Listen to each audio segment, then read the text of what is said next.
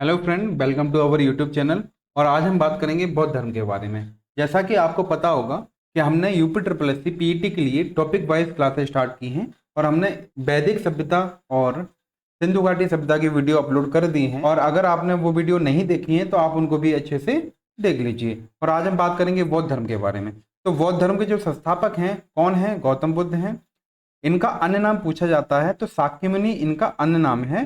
शाक्य सिंह भी इनको कहा जाता है क्योंकि इनके जो पिता थे वो शाक्य वंश के थे। ठीक है। इसके बाद अगर हम बात करें, तथागत भी इनको कहा जाता है। जब इन्होंने प्रथम उपदेश दिया था उसके बाद इन्हें तथागत कहा गया। एशिया का प्रकाश पुंज कहा जाता है, द लाइट ऑफ एशिया भी गौतम बुद्ध को कहा जाता है। ये भी पूछा जाता है। गौतम बुद्ध पहले मानव थे जिनकी मानव प्रतिमा पूजी गई थी, ये भी आपको याद रखना है। गौतम बुद्ध का जन्म 563 बीसी में हुआ था, लुम्बिनी में हुआ था, साल वृक्ष के नीचे हुआ था। इनकी मृत्यु हुई थी 483 बीसी में, कुशीनगर में हुई थी। और कितनी वर्ष की आयु में हुई थी? 80 वर्ष की आयु में इनकी मृत्यु हुई थी। अगर पूछा जाए गौतम बुद्ध के बचपन का नाम क्या था, तो गौतम बुद्ध के बचपन का नाम सिद्धार्थ था। इनके पिता का नाम क्या था? शुद्धोधन था। और ये शाक्य वंश से संबंधित थे। माता का नाम महामाया था, ये कौली वंश से संबंधित थी। और गौतम बुद्ध के जन्म के 7 दिन बाद इनकी मृत्यु हो गई थी। गौतम बुद्ध की पत्नी का नाम क्या था? यशोधरा था। जब 16 वर्ष के गौतम बुद्ध थे, यानी कि सिद्धार्थ जब 16 वर्ष के थे तब इनकी शादी हुई थी। इनके पुत्र का नाम क्या था? इनके पुत्र का नाम राहुल था। इस समय गौतम बुद्ध की जो आयु थी वो 28 वर्ष की थी। इनका लालन पालन किसने किया था? इनकी मौसी थी प्रजापति गौतमी, तो प्रजापति गौतमी ने इनका लालन पालन किया था, है ना। बाद में शुद्धोधन ने इनसे शादी कर ली थी। 29 वर्ष की आयु में ये घर छोड़कर चले गए थे, गृह त्याग किया था। इस घटना को महाबहिष्क्रमण कहा जाता है। क्या कहा जाता है? महाबहिष्क्रमण कहा जाता है। ये इंपोर्टेंट है, आपको याद रखना है। ऐसा माना जाता है कि जब इनका जन्म हुआ था तो एक ब्राह्मण थे कौंडिन्य नाम के, तो कौंडिन्य ने इनके पिता शुद्धोधन से एक भविष्यवाणी की थी कि या तो आपका बेटा बहुत बड़ा चक्रवर्ती सम्राट बनेगा या तो एक बहुत बड़ा सन्यासी बनेगा। तो राजा शुद्धोधन ने अपने बेटे के लिए ऐसी व्यवस्थाएं की, अलग अलग मौसम के लिए अलग अलग महल बनवाए। मतलब कि इनको कभी भी ऐसे प्रतीत नहीं होने दिया, ना ही इनके सामने कभी बूढ़ा व्यक्ति आने दिया, ना मतलब ऐसा कभी प्रतीत नहीं होने दिया कि ये अपने आप से कोई क्वेश्चन पूछ सकें, क्योंकि उन्हें डर था कहीं ये हमारा बेटा जो है वो सन्यासी ना बन जाए। तो एक बार इन्हें मौका मिला अपने राज्य का दौरा करने के लिए अपने साथी चन्ना के साथ। इसका नाम छंदक भी था। तो सबसे पहले इन्होंने क्या देखा? सबसे पहले इन्होंने देखा बूढ़ा आदमी, उसके बाद देखा इन्होंने बीमार आदमी, उसके बाद देखा इन्होंने मृत व्यक्ति, उसके बाद इन्होंने देखा एक सन्यासी जो एकांत में बैठा हुआ तपस्या में लीन था और प्रसन्नचित्त था। तो अपने साथी से पूछते हैं ये कौन है? तो इनका साथी इन्हें बताता, छंदक इन्हें बताता है कि एक सन्यासी है और इन्होंने सारे बंधन मुक्त कर दिए हैं, मोह माया सारी त्याग दी है और अब ये सन्यासी बन गए हैं। तो इनके मन में ख्याल आया जब सन्यासी होना इतना अच्छा है, इतना प्रसन्न रह सकते हैं, किसी चीज की कोई चिंता नहीं है, तो इनके मन में वहीं से सन्यासी बनने के लिए प्रश्न उठने लगा। आपको ये 4 दर्शनों का सुकेन से याद रखना है। ये 4 दर्शनों का सुकेन से एग्जाम में पूछा जाता है। इसके बाद अगर हम बात करें, 29 वर्ष की आयु में घर छोड़ा था। 6 वर्ष के बाद इनकी जब आयु 35 वर्ष की थी उस टाइम पे इन्हें ज्ञान की प्राप्ति हुई। और इस घटना को, ज्ञान प्राप्ति घटना को क्या कहा जाता है? संबोधि कहा जाता है ना। ज्ञान प्राप्ति घटना कहाँ हुई? पीपल वृक्ष के नीचे निरंजना नदी पर। कब हुई? बैसाख पूर्णिमा के दिन, है ना। बैसाख पूर्णिमा के दिन बोध गया बिहार में। कहाँ हुई? बोध गया बिहार में हुई। ऐसा माना जाता है कि जो गौतम बुद्ध थे इनका जन्म और इनकी मृत्यु और इन्हें ज्ञान प्राप्ति वो एक ही दिन हुई थी, बैसाख पूर्णिमा को। और इसी बैसाख पूर्णिमा को गुरु पूर्णिमा के नाम से मनाया जाता है। इन्होंने जो प्रथम उपदेश दिया था वो दिया था सारनाथ में, और सारनाथ को ऋषि पत्तनम भी बोला जाता है।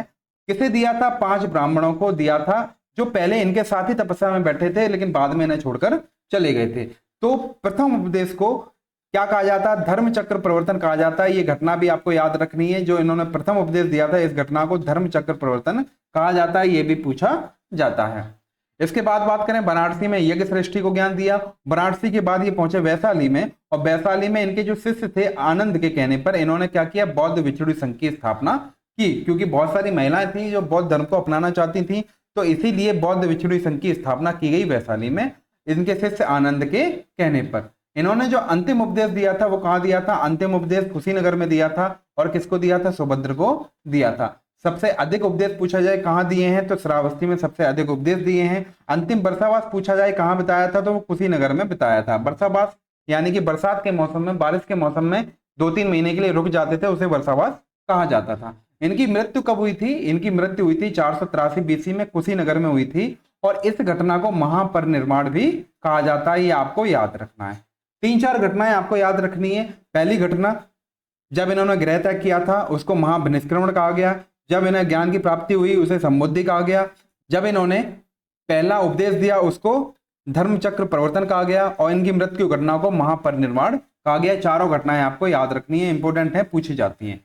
इनकी शिक्षाओं की बात करें तो इन्होंने आर्य सत्य दिए, दुख है, दुख का कारण है, और दुख का कारण है तो दुख का निवारण भी है, और दुख के निवारण के लिए इन्होंने अष्टांगिक मार्ग दिया। अष्टांगिक मार्ग की अगर बात करें हम तो 8 इन्होंने नियम बताए। सम्यक दृष्टि यानी कि सही दिशा रखिए, सम्यक संकल्प यानी कि सही संकल्प कीजिए, सम्यक कर्म यानी कि सही कर्म कीजिए, सम्यक प्रयास यानी कि सही प्रयास कीजिए, सम्यक आजीविका यानी कि सही आजीविका चुनिए, सम्यक व्यायाम सही व्यायाम कीजिए, सम्यक स्मृति सही स्मृति रखिए, और सम्यक समाधि यानी कि सही समाधि लीजिए।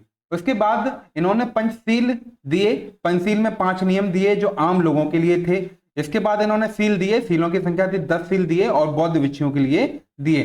तो 10 में से कुछ इंपॉर्टेंट हैं, जैसे कि अहिंसा पूछा जाता है, सत्य, अस्तेय, अस्तेय का मतलब होता है चोरी ना करना, अपरग्रह, धन का संचय ना करना। तो कुछ इंपॉर्टेंट है वो आपको याद रखने हैं। उसके बाद इनके प्रतीक चिन्ह बहुत पूछे जाते हैं, तो इनके प्रतीक चिन्ह आपको याद रखने हैं। इनके जन्म का प्रतीक कमल है, इनकी गर्भावस्था का प्रतीक हाथी है, यौवन का प्रतीक सांड को माना गया है। प्रथम उपदेश जो दिया था इस घटना को धर्म चक्र प्रवर्तन कहा गया है, और इसका जो प्रतीक है वो क्या है? चक्र है। गृह त्याग की घटना को क्या कहा गया? महानिष्क्रमण कहा गया, और इसका जो प्रतीक है वो क्या है? घोड़ा है।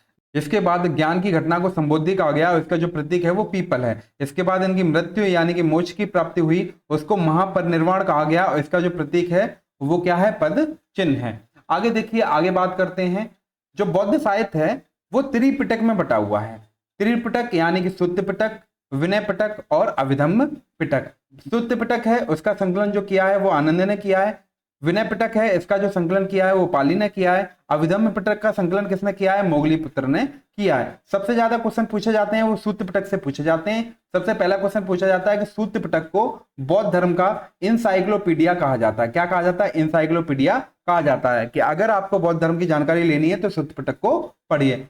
इसमें क्या है? इसमें 5 निकाय हैं। खुंदक निकाय, खुंदक निकाय में 549 जातक कथाएं हैं। जातक कथाएं पूछी जाती हैं कि जातक कथाएं किसे कहते हैं, तो गौतम बुद्ध के जन्म के पहले की जो घटनाएं हैं उन्हें जातक कथाएं कहा जाता है।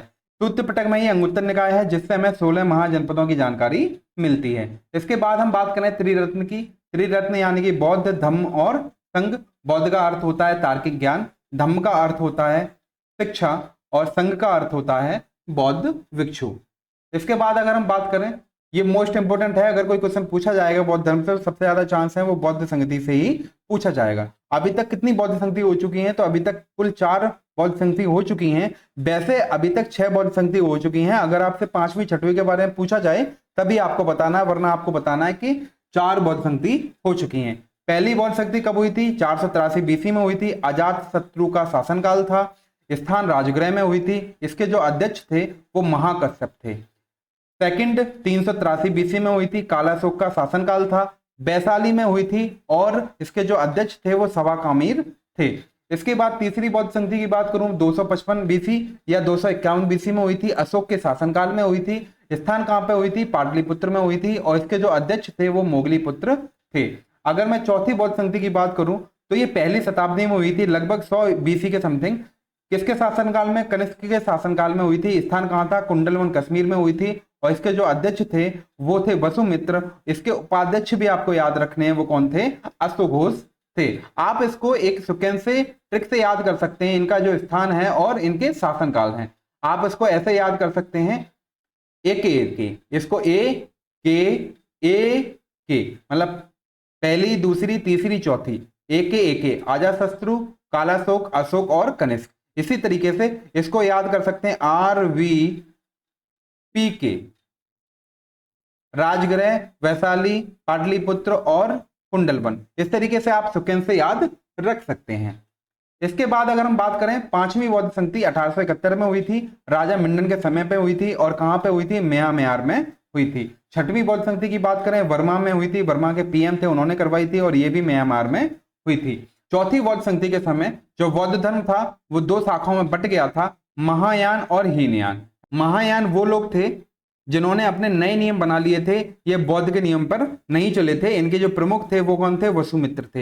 हीनयान को थेरवाद शाखा भी कहा जाता है। ये पुराने नियम पर चलते रहे, जो गौतम बुद्ध के नियम थे उन्हीं पर चलते रहे थे। इसीलिए हीनयान शाखा के जो लोग थे वो गौतम बुद्ध को महापुरुष कहते थे। क्या कहते थे? महापुरुष मानते थे।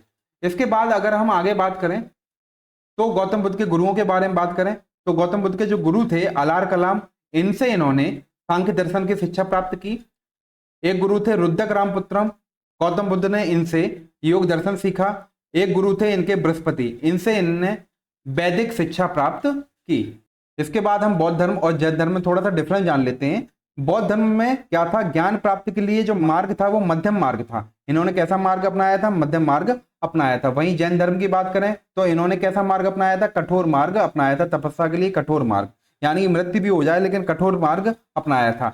बौद्ध धर्म में आत्मा को नहीं माना जाता है, लेकिन जैन धर्म में आत्मा को माना जाता है। ये मेन डिफरेंस है।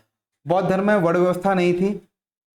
पुनर्जन्म में ये लोग विश्वास रखते थे, अहिंसा में विश्वास रखते थे, कर्मवाद में विश्वास रखते थे। वहीं जैन धर्म में वर्ण व्यवस्था यहाँ पे भी नहीं थी, अहिंसा यहाँ पे भी ये लोग मानते थे, कर्मवाद भी मानते थे। तो फ्रेंड अगली वीडियो जैन धर्म की हम लोग लेके आएंगे। तो फ्रेंड ये वीडियो आप लोगों को कैसी लगी हमें कमेंट सेक्शन में जरूर बताएं। अगर आपका कोई सुझाव है तो वो भी कमेंट सेक्शन में बताएं, और इस चैनल को प्लीज सब्सक्राइब करें और शेयर करें। Thank you friend.